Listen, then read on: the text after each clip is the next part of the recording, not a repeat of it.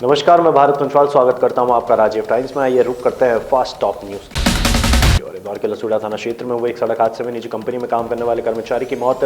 44 वर्षीय मृतक राजेंद्र चंपालाल पटेल कलौद रोड टिगरिया के रहने वाले जो बाइक से जा रहे थे, तभी बाईपास पर किसी अज्ञात वाहन ने टक्कर मार दी। लसूड़िया पुलिस के अनुसार हादसा दोपहर के वक्त हुआ। राजेंद्र बाइक से किसी काम से जा रहे थे, तभी तेज रफ्तार वाहन ने उन्हें पीछे से टक्कर मार दी।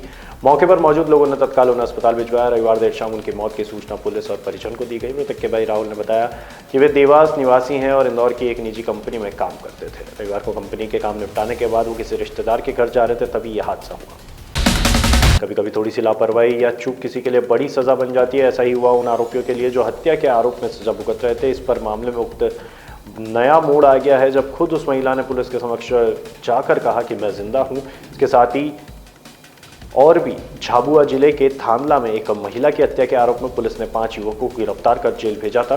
सभी आरोपी 1.5 साल से सलाखों के पीछे थे। पुलिस ने चार्जशीट भी फाइल कर दी थी और केस की सुनवाई अंतिम दौर में पहुंच गई थी। लेकिन इसी बीच वही महिला थाने पहुंच गई जिसकी हत्या बताई जा रही थी। उसने कहा मैं जिंदा हूं और मजदूरी कर रही थी।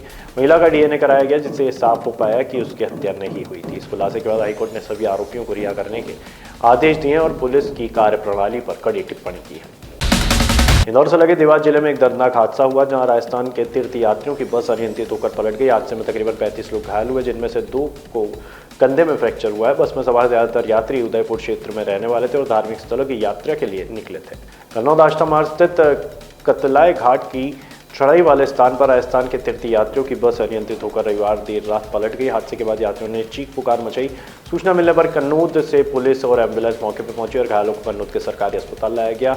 हादसे में करीब 35 लोग घायल हुए हैं। अधिकांश घायलों का प्राथमिक उपचार करके छुट्टी कर दी गई थी। हादसे में किसी प्रकार की जनहानि नहीं हुई है। मुरैना जिले के सिहोनिया थाना क्षेत्र में भाटापुरा नहर पुलिया के पास सोमवार की सुबह अवैध शराब कमाने जा रहे शराब माफियाओं ने चाचा भतीजे की गोली मारकर हत्या कर दी। क्षेत्र में तनाव बना हुआ है। इसी के साथ ही महेंद्र भदौरिया और उसका भतीजा सौरभ भदौरिया आबकारी शराब ठेकेदार की दुकान का काम संभालते हैं। दोनों को सूचना मिली कि दिमनी से गोपी पंचोली गांव की तरफ अवैध शराब की गाड़ियां जा रही है।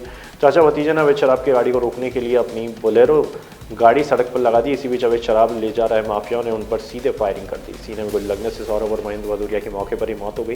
घटना के बाद से दिमनी सोनिया से लगभग जिला अस्पताल परिसर में भी तनाव का माहौल है। मंदसौर में एक चौंकाने वाला मामला सामने आया जहां मुबारिक मंसूरी पर तांत्रिक क्रियाएं कर महिलाओं का शोषण करने और फर्जी आधार कार्ड बनाने का आरोप लगाया। पुलिस ने उसे गिरफ्तार कर लिया है। वही मामला मंदसौर के गठोर तहसील के ग्राम बालोदा का है। यहाँ मुबारिक मंसूरी पर तांत्रिक क्रियाएं कर महिलाओं का शोषण करने का आरोप लगाया। युवक के गांव की एक महिला से अवैध संबंध है, जिसके चलते युवक ने महिला के पति के आधार कार्ड पर अपना फोटो लगाकर फर्जी आधार कार्ड भी तैयार कर लिया। पुलिस ने फर्जी आधार कार्ड जब्त कर युवक को गिरफ्तार कर न्यायालय में पेश किया, जहां से 1 दिन का रिमांड मिला है। आरोपी के घर से कुछ तंत्र मंत्र संबंधी पुस्तकें भी बरामद हुई है। खंडवा जिले के एक गांव में दिल दहला देने वाला मामला सामने आया है। एक आदिवासी महिला के साथ सामूहिक दुष्कर्म के बाद उसे बेरहमी से वार कर मौत के घाट उतार दिया कि पुलिस ने इस मामले में 2 आरोपियों को गिरफ्तार कर लिया है। वहीं खंडवा थाना क्षेत्र में 45 वर्षीय आदिवासी महिला से सामूहिक दुष्कर्म और मौत के मामले में बर्बरता की वजह को लेकर पुलिस किसी ठोस नतीजे पर नहीं पहुंच सकी है। शव को पोस्टमार्टम रिपोर्ट आने के बाद स्थिति पूरी तरह से स्पष्ट होगी कि बात कही जा रही है। महिला की मौत हादसे के करीब 18 घंटे बाद हुई है। इधर पोस्टमार्टम करने वाले पैनल में शामिल डॉक्टर सीमा सूते के अनुसार पेट पर लात मारने या अंदरूनी हिस्से में किसी वस्तु या प्रहार करने से ये हो सकता है।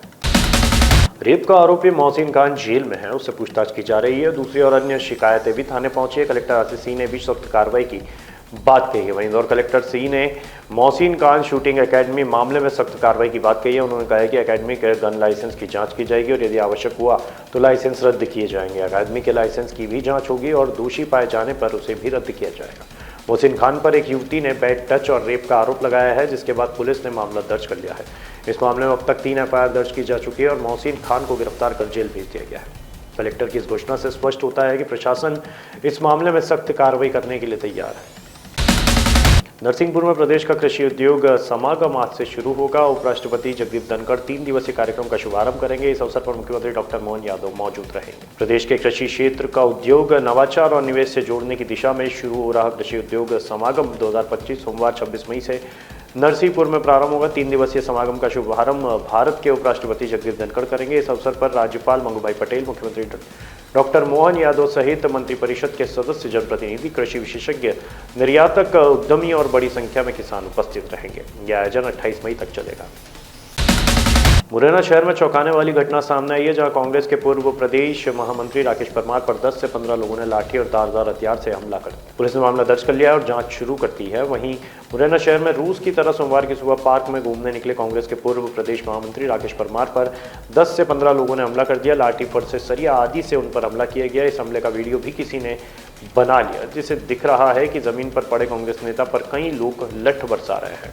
धारदार हथियार का हमला किया जा रहा है। पूरे शरीर में चोट आई है और उन्हें मुरैना जिला अस्पताल से ग्वालियर रेफर कर दिया गया है। प्रधानमंत्री नरेंद्र मोदी ने अपने रेडियो कार्यक्रम मन की बात में छत्तीसगढ़ के दंतेवाड़ा में माओवाद प्रभावित क्षेत्रों में विकास से आ रहे बदलाव पर खुशी जताई। पीएम ने कोरिया के सेनहन की भी तारीफ की।